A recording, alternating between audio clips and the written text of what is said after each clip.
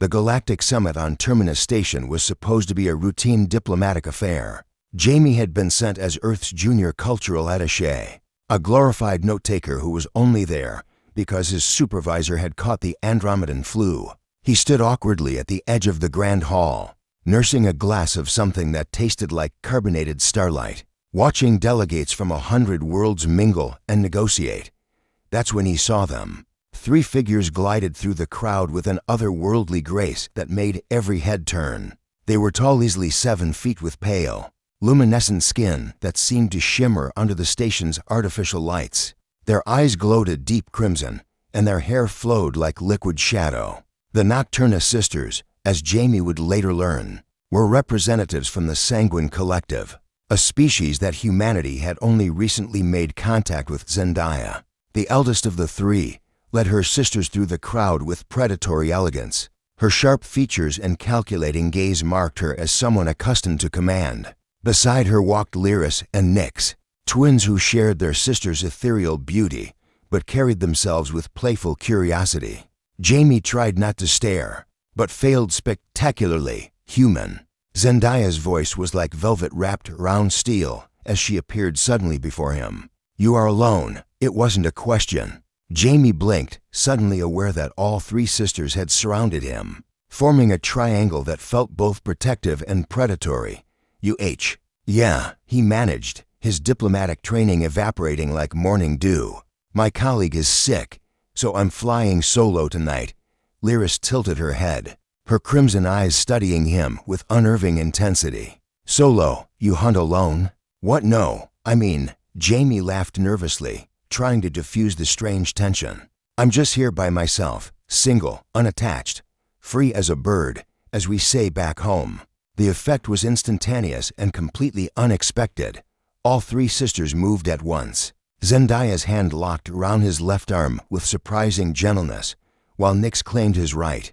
Lyris positioned herself directly in front of him, her face inches from his, inhaling deeply. "Single," Zendaya breathed, and Jamie could have sworn he heard reverence in her voice. "Unclaimed, unbonded, this is unusual," Jamie stammered, his face flushing. Around them, other delegates had stopped their conversations to stare. A crystalline ambassador actually dropped their drink.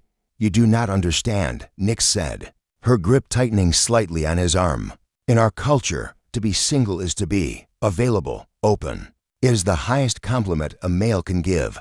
Among the Sanguine Collective," Zendaya explained, her voice taking on a lecturing tone even as she refused to release him, "males are rare. 1 male for every 50 females. And humans," she paused, leaning closer, "humans are compatible with our species. Your genetic markers, your pheromones, your very biology calls to us."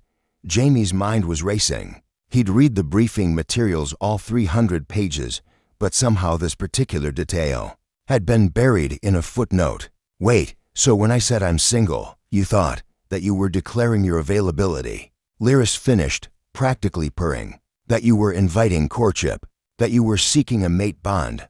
"Oh God," Jamie muttered. "This is a cultural misunderstanding of epic proportions." But even as he said it, he noticed something strange. The sisters weren't acting aggressive or possessive in a threatening way. They were hopeful, vulnerable even. Zendaya's confident exterior had cracked slightly, revealing something almost desperate underneath. "How long has it been since your species made contact with a compatible race?" Jamie asked softly. Zendaya's grip loosened slightly. 3 centuries. Our males are precious, protected, rarely allowed off-world. We thought we were destined to fade slowly, our population dwindling with each generation. And then humanity arrived, and the genetic scans showed compatibility. And suddenly there was hope again. Jamie felt his heart twist. He looked at the 3 alien women, no, people surrounding him, and saw past their predatory grace to the loneliness underneath. He thought about all the briefings that had focused on trade agreements and territorial boundaries, never bothering to mention the Sanguine Collective's demographic crisis. Typical human oversight. He thought wryly. "Okay," he said slowly, and all 3 sisters' eyes locked onto him with laser focus. "I may have made that comment without understanding what it meant, but I'm not going to just run away because this got awkward." "You're not?" Nyx asked, surprised. "I'm human," Jamie said, and for the first time that evening, he felt his diplomatic training kick in. "We're stubborn like that. We don't abandon people just because things get complicated. So here's what we're going to do. You're going to let go of my arms. We're going to find somewhere quiet to sit down. And you're going to tell me everything about your culture that the official briefings missed." Zendaya studied him for a long moment, then slowly released his arm. Her sisters followed suit. And then we figure out how to help," Jamie said simply. "Not just you three, but your whole species. That's what humans do. We find solutions. Even if they're messy, even if they're unconventional, even if they require us to completely rewrite the rule book."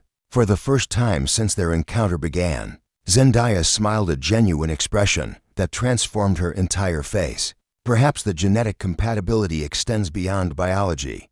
Perhaps, Jamie agreed, offering his arm properly this time, like a gentleman from Earth's old stories. "Now, shall we discuss this over drinks? I promise not to make any more accidental marriage proposals," Lyris laughed, a sound like crystal bells. "In our culture, what you did wasn't a proposal. It was merely an opening of negotiations." "Oh good," Jamie deadpanned. "I was worried things might get complicated." As the four of them walked toward a private meeting room, Jamie couldn't help but think that his supervisor's flu might have been the best thing that ever happened to interspecies relations. Sometimes humanity's greatest strength wasn't their technology or their tenacity. It was their inability to ignore someone in need, even when that someone had glowing red eyes and could probably bench press a shuttle. That was the human way. And maybe, just maybe, it was exactly what the galaxy needed.